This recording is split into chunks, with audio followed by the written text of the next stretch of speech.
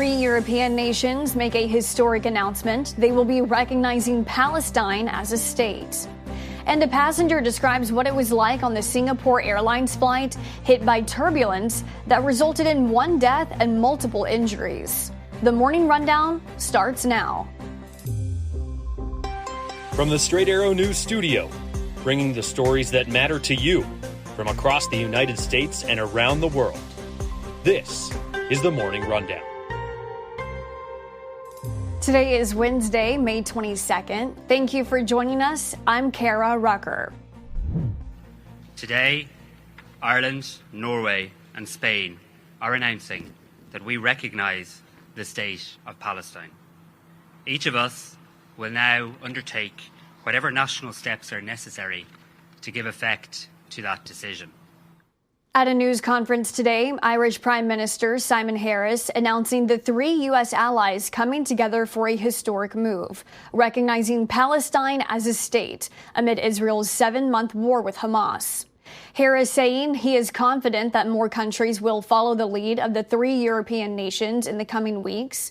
In response, Israel has ordered its ambassadors to return from Ireland and Norway immediately and said it will do the same for Spain. Harris saying that Ireland fully recognizes the state of Israel and its right to exist, adding his country condemns Hamas's massacre back in October and calls for the immediate release of all hostages. The Norwegian Prime Minister released a statement. In the midst of a war with tens of thousands killed and injured, we must keep alive the only alternative that offers a political solution for Israelis and Palestinians alike. 2 states living side by side in peace and security. Spain's Prime Minister Pedro Sanchez speaking to the Spanish Parliament, saying this move will give Palestinians dignity and hope. While the decision was welcomed by the Palestinian president and the head of the Arab League, the Israeli foreign minister responded, saying the countries are sending a message to the Palestinians and the whole world that terrorism pays. More than 140 member states of the United Nations recognize a Palestinian state. Meanwhile, the Biden administration has supported the idea of a 2-state solution, but says it must be reached as part of negotiations. And remember, you can get our latest coverage of the war in Gaza by downloading the Straight Arrow News app. Most of the passengers who were aboard a battered Singapore Airlines flight finally made it to their destination this morning. The original flight from London encountered severe turbulence on Tuesday. A 73-year-old British passenger died of a suspected heart attack, and at least 30 others were injured. 10 hours into the flight, the Boeing 777, carrying 211 passengers and 18 crew members, was forced to make an emergency landing in Bangkok after a sudden descent of 6,000 feet, likely caused by clear air turbulence. One of the passengers spoke of what it was like to be on the plane. I saw people from across the aisle just like going completely horizontal, hitting the ceiling and landing back down in like really awkward positions. People like getting massive gashes in their head, concussions. Most passengers continued to Singapore on a relief flight, while 79 are still in Bangkok, including those who are hospitalized. The U.S. National Transportation Safety Board and Singapore's Transportation Safety Investigation Bureau are among the agencies investigating the turbulence. Multiple tornadoes tore through the Midwest, causing extensive destruction, particularly in Greenfield, Iowa, where police confirmed several fatalities and numerous injuries. The powerful storm system left a trail of devastation, flattening homes and businesses, uprooting trees, and scattering debris across the small town of about 2,000 residents.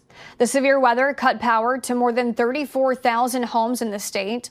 Iowa Governor Kim Reynolds has declared a disaster emergency for 15 counties.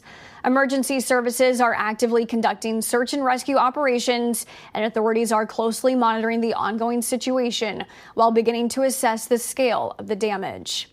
The same storm swept across Nebraska, unleashing torrential rains, high winds, and large hail. The defense rested Tuesday on the 20th day of the criminal trial of former President Donald Trump after calling 2 witnesses to the stand and opting not to have Trump testify in his own defense. Following testimony of paralegal Daniel Sitko and attorney Robert Costello, a hearing was held with both sides debating over the exact instructions the judge will present to the jury. The trial will resume on Tuesday due to jurors' schedules and the Memorial Day holiday. The defense and prosecution will make their closing arguments. Then the case goes into the hands of the 12-person jury. Trump has pleaded not guilty in the case, where he is charged with 34 felony counts of falsifying business records in connection to payments made to his then lawyer, Michael Cohen. The Biden administration announcing this morning it will be forgiving $7.7 billion in student loans. The relief coming from more than 160,000 borrowers, and it breaks down into three categories.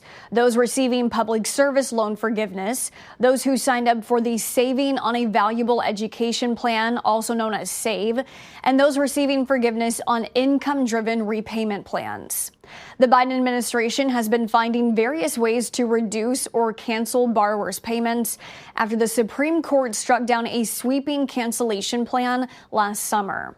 As of today's announcement, the Department of Education says the total loan forgiveness approved by the administration comes to $167 billion for more than 4.5 million Americans.